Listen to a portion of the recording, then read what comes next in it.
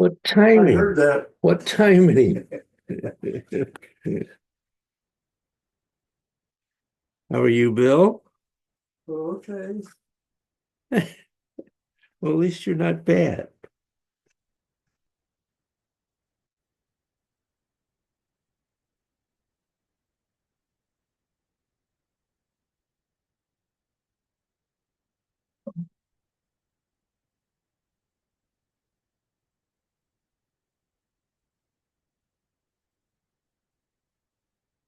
Well, here we are again. Yeah. Oh, A little adventure this morning. yeah?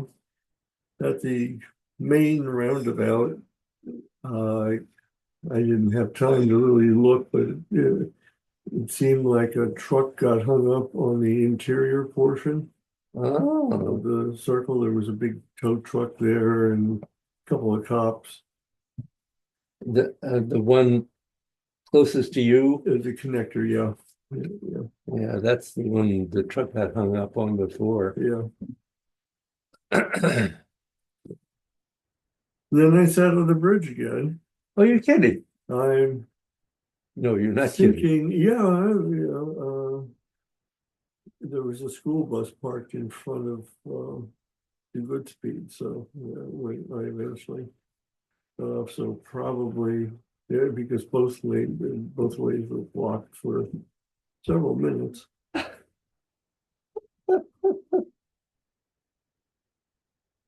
Oh, ain't life grand? Yeah. So I guess they're having a 10 o'clock performance Could be. of some sort for them. Could be. Oh, extra. Hope they don't have a matinee today.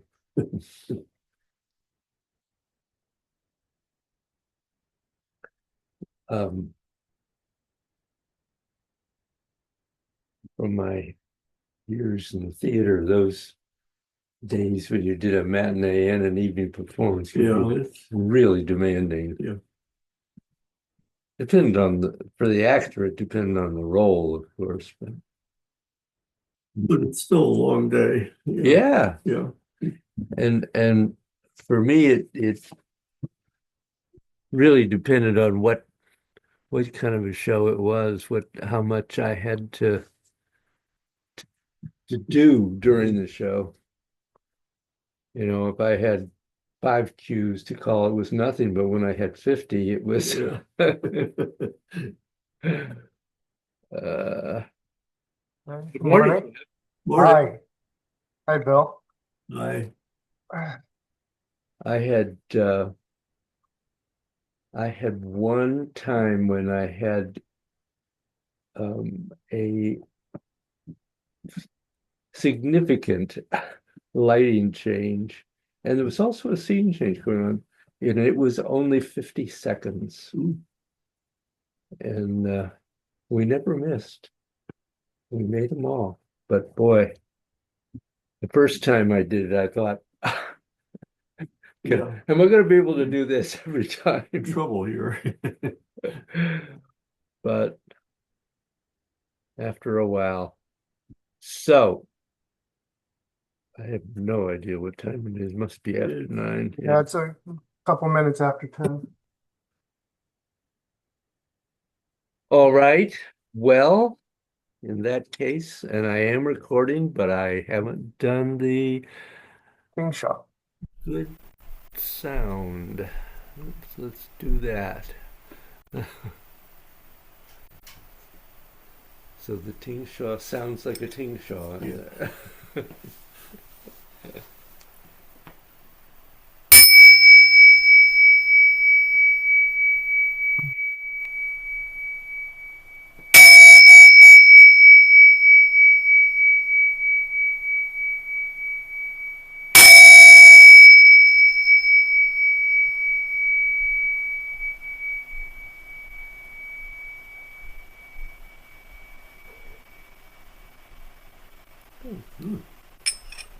Happy today. So, what kind of a week have you had? Good practice? Some, yeah. Minimal practice. This is an exceptionally busy work week, David, Ah, actually. That last week and this week is the Breeders' Cup, so it's just been like almost double my workload. uh, But I'll be back to normal next week. Jeff, you'll never be back to normal. Well, in terms of work. With a child, you're right. I'll never be back to normal. Yes.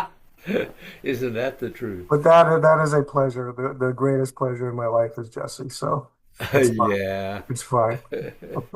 How's he doing? Very well. He's doing really good. Second Good. grade. Uh, I won't go into all the details, but he's coming along nicely and learning things and learning how to study and making more friends. And it's really good. He's in a Montessori school, so it's a Yeah, different kind of atmosphere. And it took him a little while to get used to it, but he's doing sure. great. Good. I'm glad to hear it. Yeah, thank you. So, questions, issues? Um, are you feeling lengthening happening?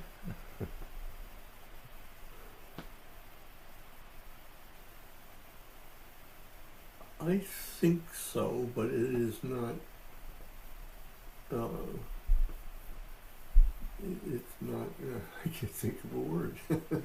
uh, um, Well, for me, it's not consistent, but I am getting it at times. And yeah. I think I mentioned last week, I am striving to try and feel it all the way through the scapula, at least. And I do occasionally, but it's it depends on the posture and depends of where my mind is, if I'm staying focused on that or if I'm thinking about rounding at the moment or something else related. Yeah. I am putting my focus on lengthening more so than twisting, which I'm still not great with. But I figured lengthening is probably more important to get first. I mean, I know they're both I, important, but yeah. I'm grasping it better first. I'll put it that Yeah. way, and I'm feeling progression in it better than I do So, with twisting. one thing I would say to you is to think about what we've talked about in the past in developing one of these, that it's important to do it step by step. Mm, So perhaps rather than focusing clear to your scapula on everything, making sure that you can lengthen from your elbows to your fingertips and back okay, all the time, and okay, then the shoulders all the time, and then the scapula. okay, Because if you jump to trying to do it all, it actually slows you down in the long run, mm, okay, and you probably don't incorporate it um, as well and as fully as we would like to see.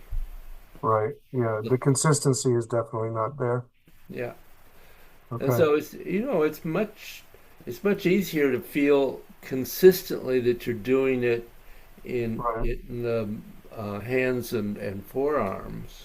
right, Um, I understand the impulse to, because you know that's where you want to go. right. And I know I can get there sometimes too. Yeah, That's why it's tempting to try and keep doing it. yeah, but it's better to work on consistency step by step. I mean, Right. Okay. thinking of the pool ball method to begin with, Right. and then once you have it, you can do the water hose. Okay. So that's my thought there. Okay. Anything for you? Uh, no, it's uh, the lengthening is there, but only this much as opposed to Yeah, that much. Compared to other yeah, techniques, skills, yeah, whatever you want to call yeah, them, that we do. And frankly, if my mind is on, my intent is on something, it would be uh, roundness and circularity right now. Mhm. Um, Which is important because it also contributes to being able to lengthen. yeah. So, absolutely. I mean, there's a lot, and just as I was saying to Jeff, you can't focus on all of it being complete at once. Yeah. So, if if you're feeling that um, roundness and circularity is where you need to focus at the moment, then that's what you should do. Well, I seem to be making some progress in that area, so I tend to, once I Yeah. feel myself going, That's fine because once you get that um, relatively stable in your body, then it will be easier to move your attention to lengthening, and you won't be wanting to go back to circularity, Yeah. or at least not so much. um, so.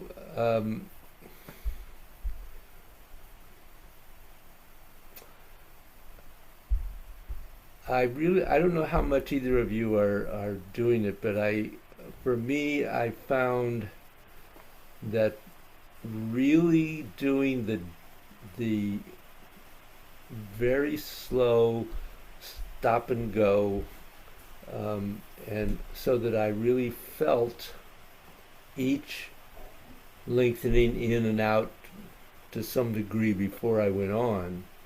Um, was really beneficial in the long run because I began to really know where I wanted to lengthen in and where I wanted to lengthen out, and simply to be able to feel each one and recognize the difference. And lengthening in is more difficult than lengthening out. Mm. Um, so, for instance, in the eight gates, which is a great place to work on this because it's relatively simple Mm. here, but to really think about the fact that for one thing I've been suggesting that we really wanted to find those midpoints, but being aware of the fact that really from the very beginning, that as you sink into that left foot, that you're lengthening in, and you pause and feel it coming in, and then lengthening out, and pause and feel the release of the arms. Feel them getting longer. Feel the letting go. And then lengthen in. And that comes to the midpoint in the transition. And feel that lengthening in. Feel the difference. And then lengthening out. Feel that letting go and not stretching, but releasing out.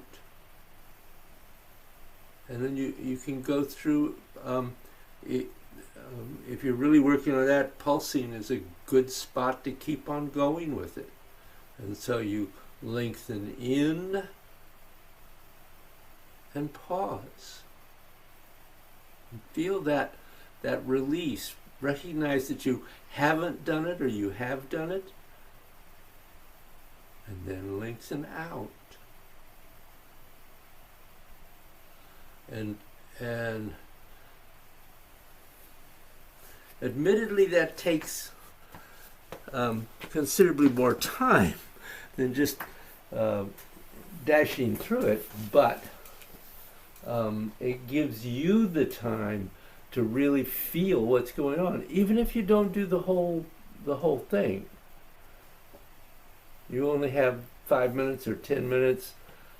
Do what you can. Do a little bit of it. Right. Um,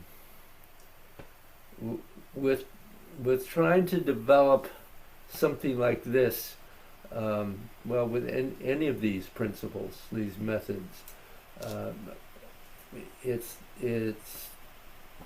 many times just a little bit of practice here and a little bit of practice there, not necessarily a long extended session focused on it. That would be great, but Mm. um,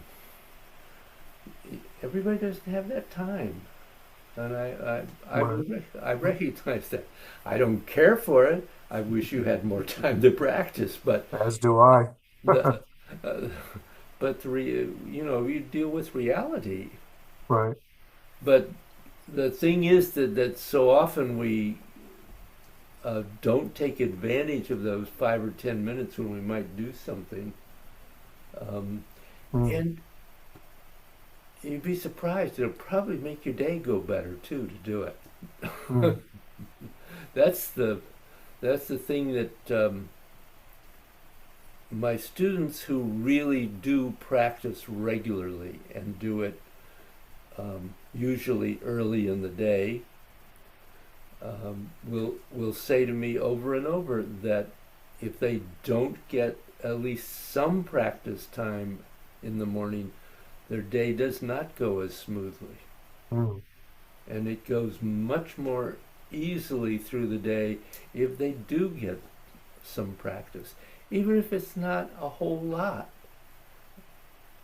Um, uh, I just recently had discussions about this in some other classes where um, people talked about how that made a difference. Right. So enough lecture. Well, so, but related to this, David, question Yeah, about this. yeah, As you are doing this, and I'm thinking just a little bit ahead, but as you're doing this, we are, and I am certainly still focusing on lengthening in the arms and the upper body. As you do it, you are where the point you're at, you're simultaneously lengthening in and out with your lower body as well, right? absolutely, Okay. Um, absolutely. can you go over again just real briefly? You know, I know the flow in the upper body, but as far as the energy coming from the earth up and down as we lengthen in and out, what is that flow? It's coming up So through the at legs, through the quad. so at this stage of practicing this or almost anything, you start with the qua as the leader. Okay. So the really important the important thing that I'm doing at those points is releasing the qua, Mm. which doesn't mean that I move particularly, but energetically I'm opening and closing the qua.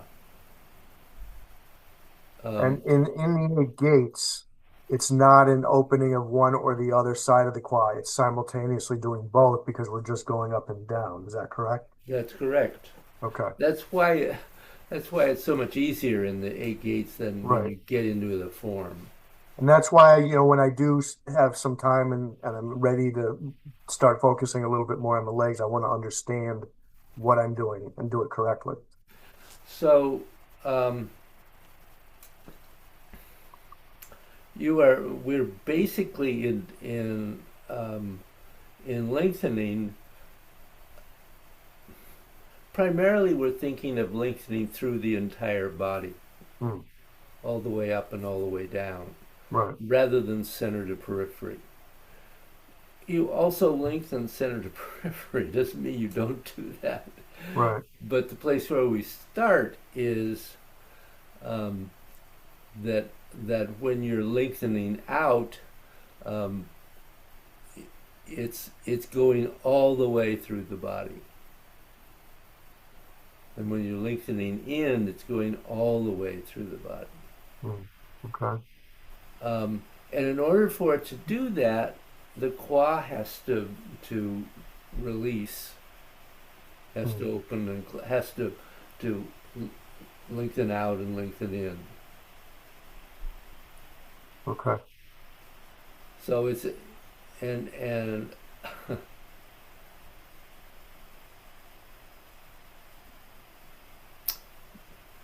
so and you're working principally with the side channels um, in this Right. practice. Right. Okay. Um, it, there are just a lot of ways you can go about it, but that's the first one. Yeah, and that's all I'm looking for at this point is to, at some point, incorporate the legs because right now the movement that is associated with my legs when I'm doing the 8 gates is still muscular. It's not Yeah. lengthening. So,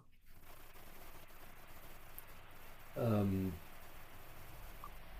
so, any okay. questions? Are you in there, Bill? No, I think I do incorporate the legs a bit, but it's at about, maybe that's good, at the same minimal level as the arms, you know. Well, that's fine. Um, Yeah. I'm really trying to not let one of anything start uh, taking control, whatever the any whatever thing it is, Mm-hmm. so that if my arms are moving, I feel like my legs should be moving equally. Yep. And if I'm twisting up here, I should be twisting down there. Mm-hmm. Uh, so Yeah. Good. just I mean, even when we get to the form, I've been trying to not think specifically, but just imagine it as one big long thing as opposed to how many? 30. 30? 30 separate things, one Mm-hmm. leading to the other. Yeah. Because certainly for the most part, while we practiced this, studied it, I've been saying, okay, this is, you know, the next is coming, and then the next is coming, and then Yeah. the next is coming, but I'm trying to just lose myself in the whole thing, you know. Well, That's- that's good. That's you're obviously working on developing flow, Yes, and that is very important because we want to make sure we don't have any pauses developing between or during postures. yeah, Um, the transition from yin to yang to yin to yang to yin to yang needs to be smooth yeah. and circular. You know, it's that whole aspect of things, the flow, the circularity, that has me Enthralled at the moment. enthralled at the moment. Okay. So,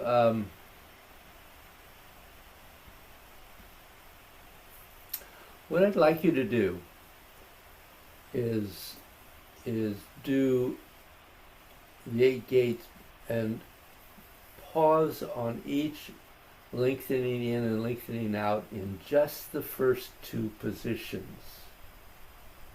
And then continue just flowing through the rest of it and try to maintain that um, releasing in and out as you flow through.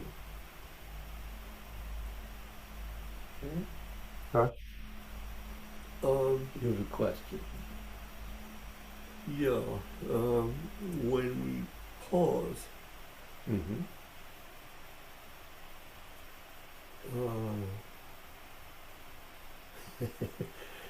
in my mind that, Interrupts the flow. well, yes.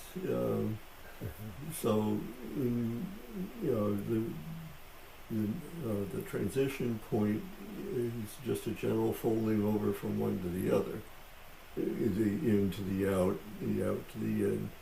And if we pause, what are we doing there? Are we feeling it? So, and not only are you feeling the physical Mm. lengthening, but there is an energetic lengthening that flows with that Yeah. and connects everything. So there is not actually any break if you actually do it. So if I'm pausing at an in, the in keeps going and going in. Okay. So Until I'm ready to move. Yeah. Until you feel that you're really feeling it, or Yeah, it's gone as far in as you can go. Okay. Um, but the ideal is, I mean, yes, you're pausing the physical movement, but you're not pausing the energetic movement. Okay. Yeah. You have a question, Jeff? No, but I was sort of wondering the same thing, and what you just said actually helps a lot, that we're pausing the physical but not pausing the energetic. I think Yeah. if I just remember that, I'll be fine. Yeah. And we're only I mean, obviously, ultimately, our intention is not to pause the Right. physical, but it does give you the opportunity to really be aware of what's happening at that point. Hmm. Um, so that because when we just go through the whole thing and we're moving away, um, what I find is that many people just get into the I'm doing this movement, this is what I'm doing, that's the next one, and they're not really focusing on feeling what's happening inside their body. Because the physical movement is just the outer shell. So being aware that it's possible to do that. There are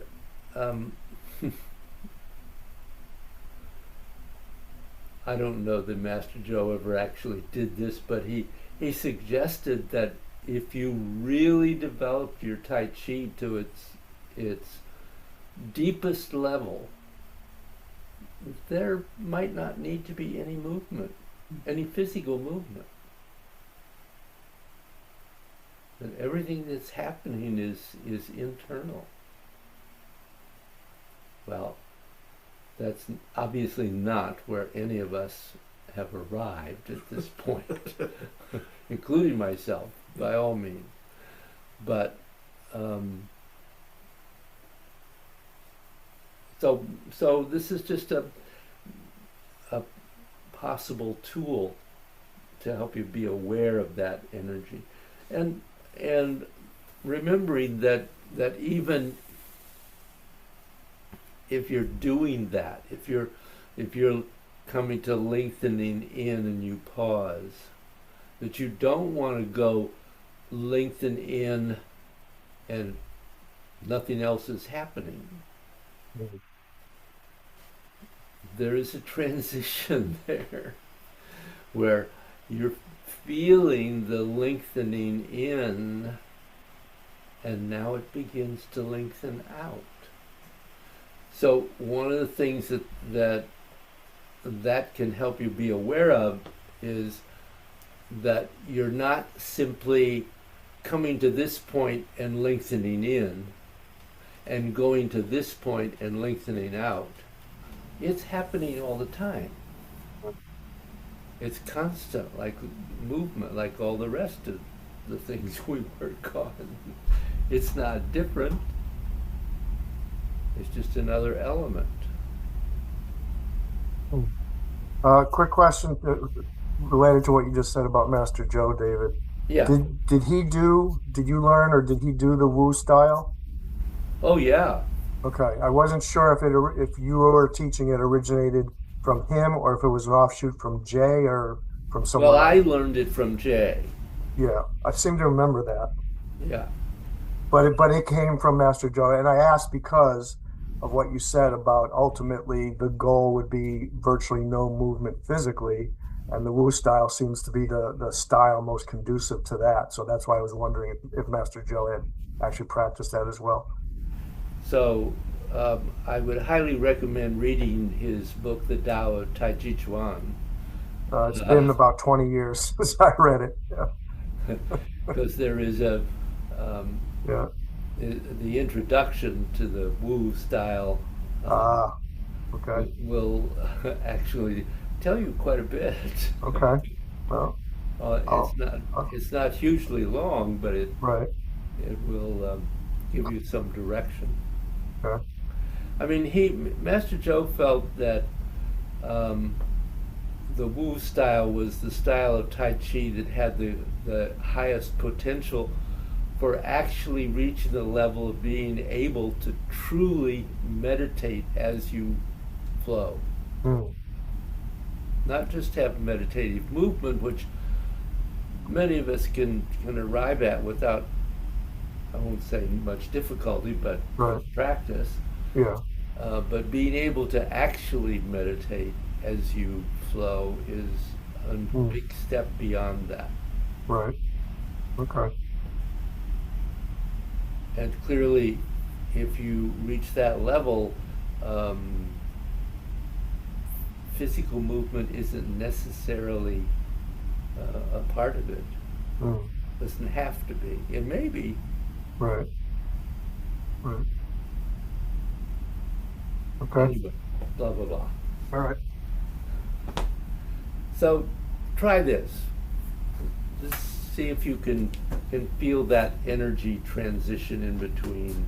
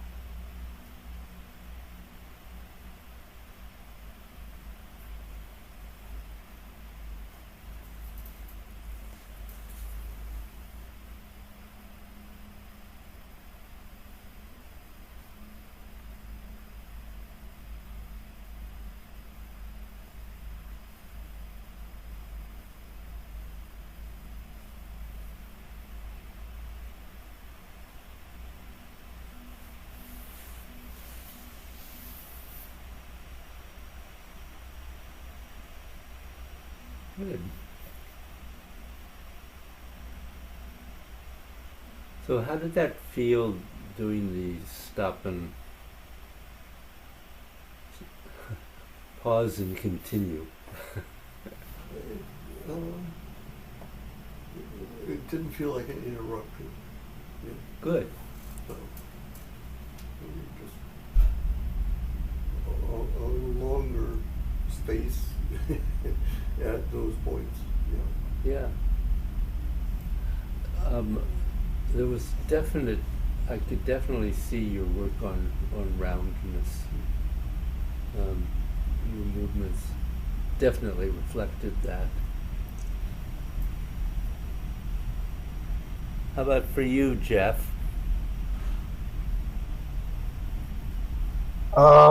Well,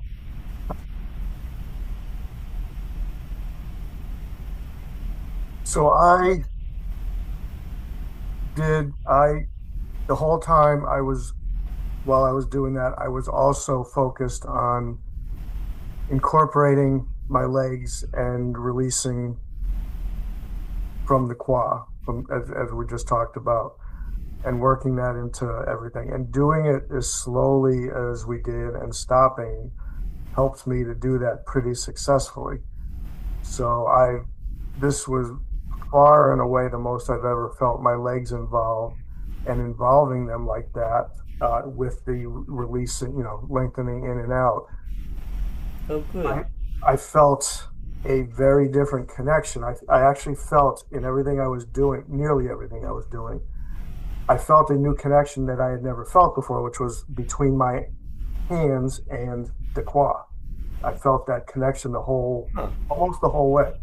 Um, and certainly stopping in the first couple of postures allowed me to continue to recognize that and feel it and keep it going through the whole thing. So I really felt as if there was a very different experience with this much more tangible energy field in front of me that I was in the whole time, and I could feel that connection with the hands to the qua and to kind of everything in between. I mean, I certainly I wasn't perfect in my relaxation all the time and lengthening in and out properly, but it was, far and away the best kind of flow I've ever had with the eight gates.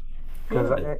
I didn't ever really know or expect that getting some kind of success with involving my lower body would make that much of a difference, but felt I felt that it did.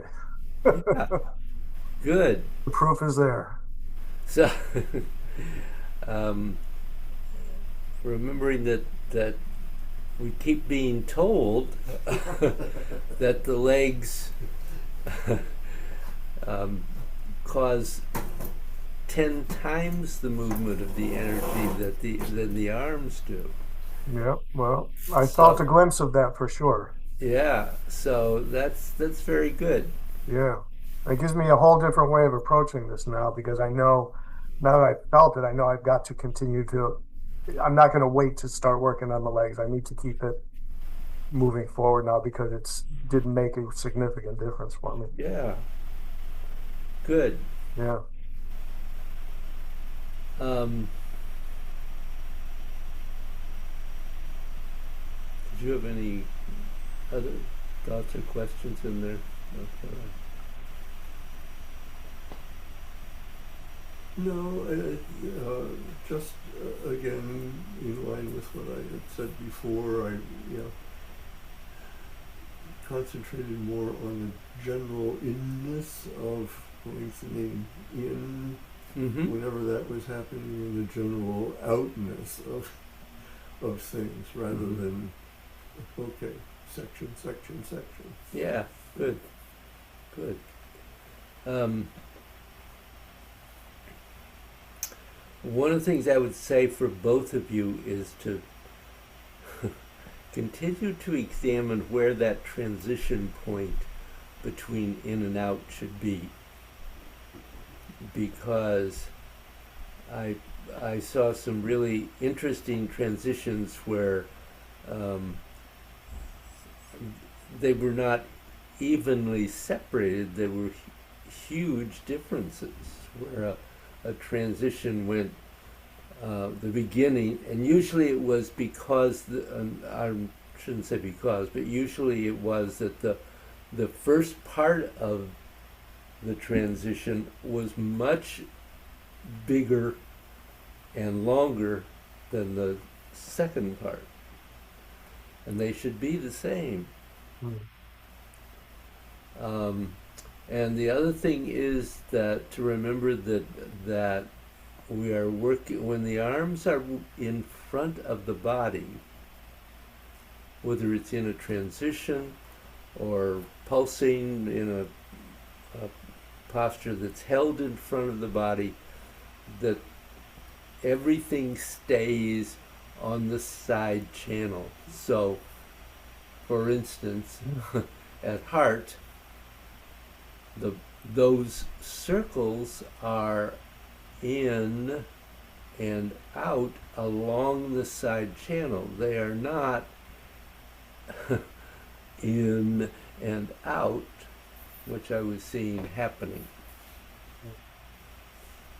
So that will just help what you're feeling, because it helps keep that awareness of the connection there. And it's true even when you're making a transition from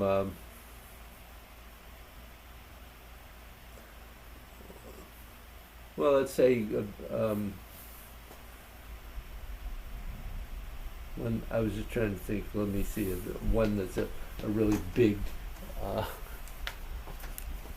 difference, where you're going from yeah, right. I'm blanking on the name. Well, where you're working on the liver, and these circles are this way, and the transition,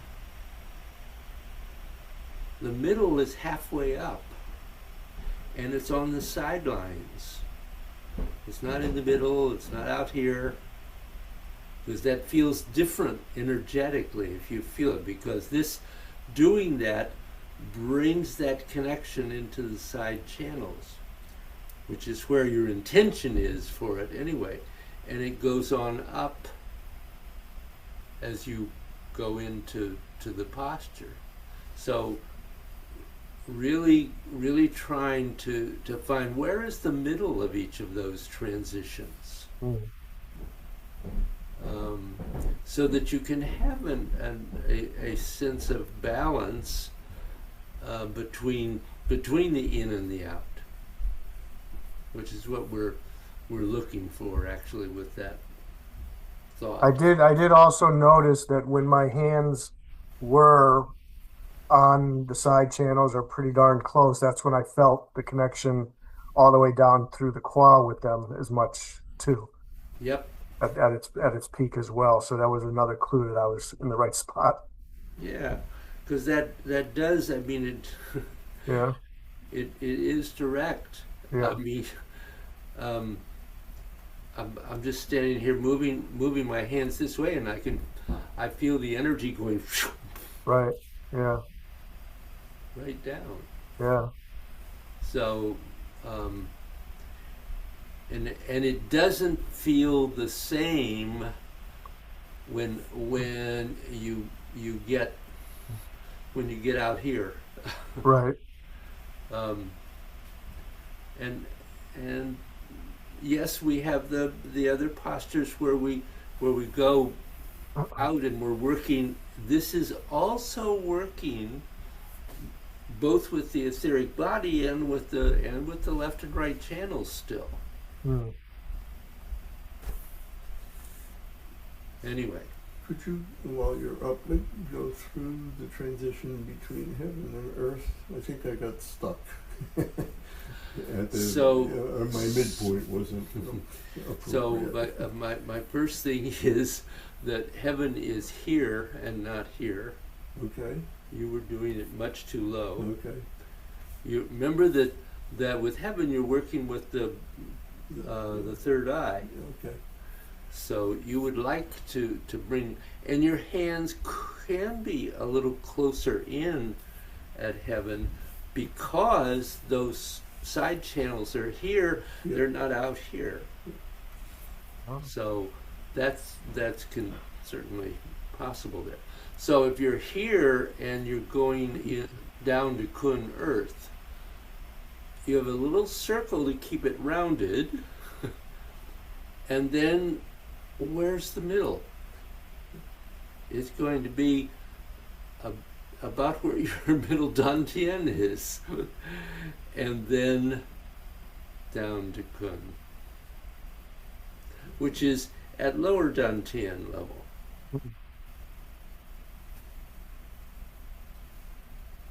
So it's as you're coming down here, this is you're bending and twisting and lengthening in, and bending and twisting and lengthening out.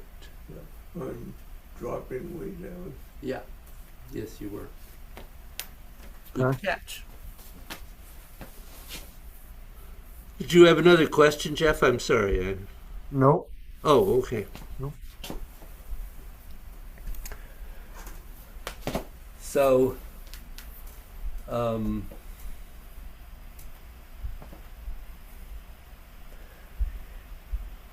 what I'd like you to do. Do we have time? I'm looking at you, seeing you look at your. Yeah. Oh, we're doing fine. What I would like you to do is start the form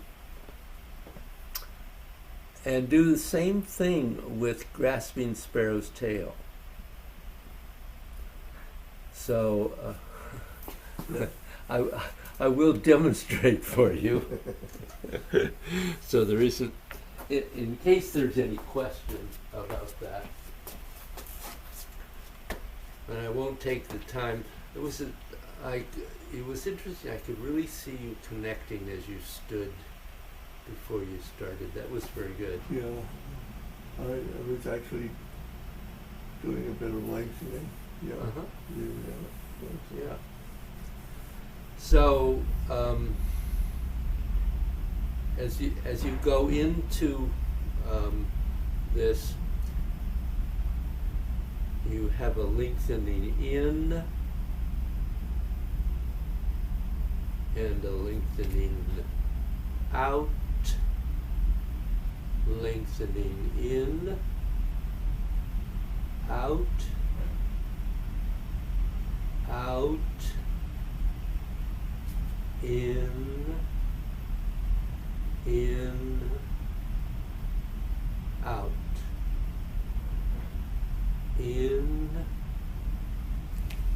in, out. And obviously the same on the other side. So it's really being clear about those lengthening and opening and closing points. I mean, we've talked a little bit about the fact that lengthening and opening closing are directly connected and really important. I mean, it's the same thing is happening here. I mean, you're opening and you're closing, and you're opening and you're opening and you're closing and you're closing and you're opening. Okay? Yep.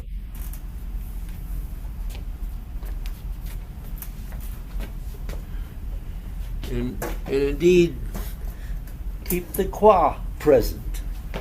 Yes. I will try and make sure I do that.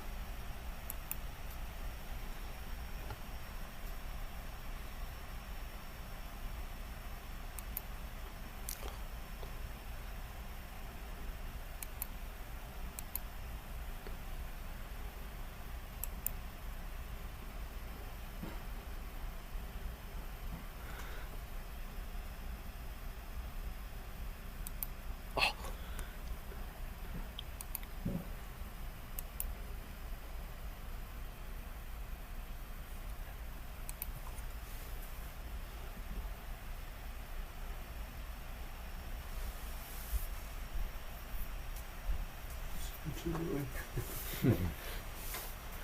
So, what was your experience with that?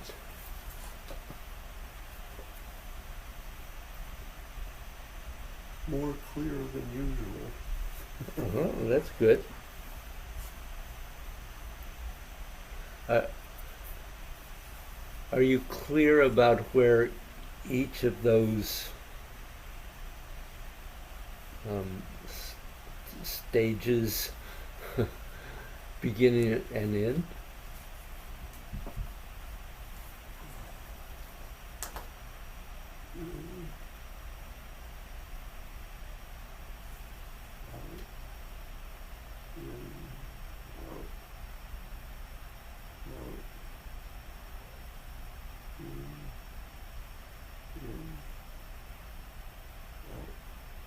Yeah. So that was good. Don't remember that you want rotation of the torso, the dantian, really, to continue all the way through G. Yeah. And the when you go from Pung into G, that first out is a noticeable outward circle because from a martial standpoint, you're separating his arms so that you can come into that strike. Yeah. I've never done that. Sorry. Yeah. Yeah. I mean, I haven't. It's always been. So mold the ball. right. Well, it is ideally a little ball in there. Yeah, Yeah. absolutely. But But yeah. there is that roundness that you need in there. Yeah. Yes, Jeff. Um, well, I I didn't stop enough, and like we did with the eight gates, my mind wasn't focused enough, and I missed a couple of stops. I kind of kept going. I feel like I'm okay with where knowing where the lengthening in and out is, Mm-hmm. but I did also try to feel what it's like to incorporate the qua into it. Mm-hmm. And it's way harder than it was with the eight gates. I don't think I'm quite ready to put the qua into the form yet. So Yeah. I'll work on it on the eight gates first, but I think that threw me off a little bit too as far as my focus on the other parts. Yeah. But I learned that I'm not quite ready for that yet in the form, so that's Well, okay. that's good. Yeah, That's good. yeah, but it was okay. So when you get a chance to work on this, um, take it take it beyond grasping the sparrow's tail. Mm, Obviously, it goes on through right. through the whole form, Yeah. um, and it's another way of examining all the postures in the form and helping you have clarity about what you are doing and when. Um, so that it's not just a pretty mishmash. Hmm. It has you know what you're doing, and you can begin to feel the energy that's causing that to happen. So Yep. I guess that's enough. Okay. Yeah, well, that was a significant change, as I said, in Yeah. my confidence in what I was doing, I think. Well, hopefully clarity. Yeah, clarity. Yeah. Yeah. Okay. Thank you. Thank you. All right. Thank you. Good class. Yeah. We'll see you next week. Yeah. You're not going to Hopefully. suffer any side effects from this storm, are you, Jeff? I haven't really heard anything about it, to be Okay. honest. I haven't been paying that much attention to the weather here. We've gotten a fair amount of rain recently, but I haven't really. Mm, I'll have to take a look at it now that you brought my attention to it. So, but I haven't heard much, so hopefully okay. not.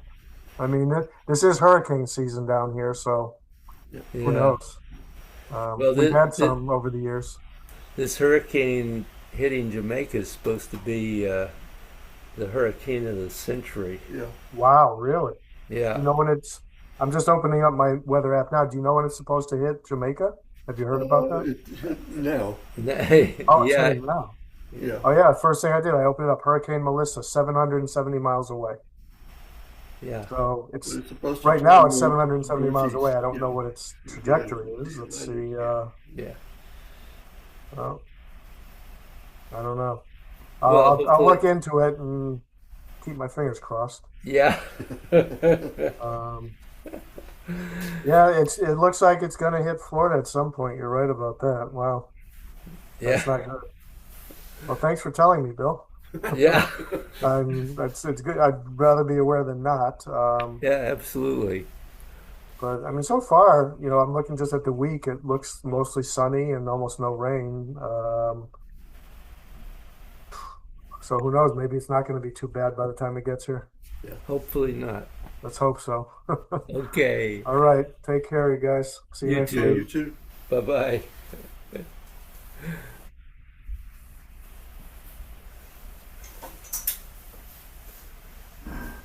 Well, I hope it's smoother going home.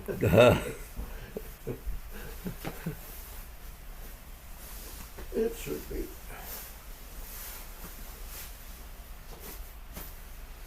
And I will see you manana. Well, it's good.